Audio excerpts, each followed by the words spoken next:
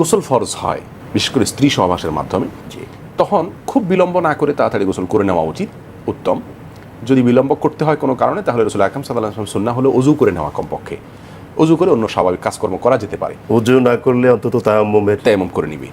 যদি এগুলো কোনোটাও না করে তারপরেও তিনি ওই অবস্থায় স্বাভাবিক সাংসারিক বা অন্য কাজকর্ম করেন, তারপরেও সেটা গুনাহের পর্যায়ে যাবে না, হারামের পর্যায়ে যাবে না, এবারে সবাই একমত।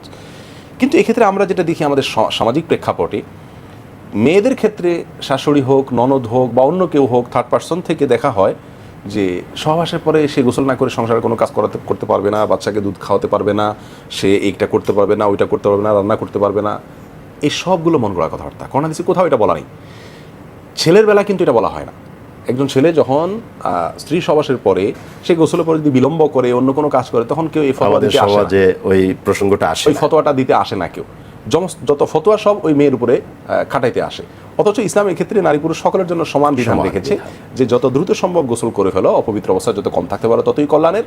যদি তুমি কোনো কারণে বিলম্ব করো, ওযু অথবা তায়াম্মুম করে নাও, সেটাও যদি তুমি কোনো কারণে না করো, তাহলে তুমি বড় কোনো গুনাহ করছো এমন নয়, বরং স্বাভাবিক কাজকর্ম করতে পারো। বিশেষ করে বাচ্চার কান্নার আওয়াজ যদি মায়ের কানে আসে, বাচ্চা যদি তাকে দুধ দেওয়ার প্রয়োজন হয় অথবা তার খাবারের প্রয়োজন হয়, তাহলে স্ত্রী সহবাসের পরে, স্বামী সহবাসের পরেও একজন স্ত্রী লোক তার বাচ্চার এই কেয়ারগুলো করতে পারেন। ইসলামে কোনো প্রকার বাধা নেই। এটা তো নেই, বরং এই যে ঠিক 1 মাস পর মাহে রমাদান আসছে, তো সেখানে যে এমন যদি হয় যে স্বামী স্ত্রীর সহবাস হলো, এখন তার গোসল করা ফরজ হয়ে গেছে, ইতোমধ্যে সাহারি গ্রহণের সময় এত শেষ সময়টা কাছাকাছি যে উনি গোসল করে সাহারি গ্রহণ করতে পারবেন না, তো তিনি তো এই মুহূর্তে সুন্দর মতো সাহারি গ্রহণ করতে পারেন, সাহারি খেতে পারেন, তারপরে তিনি গোসল করলেন ফজরের সালাতের আগে, এতে তো সমস্যা কিছু নেই, কোনো গুনাহ হবে না।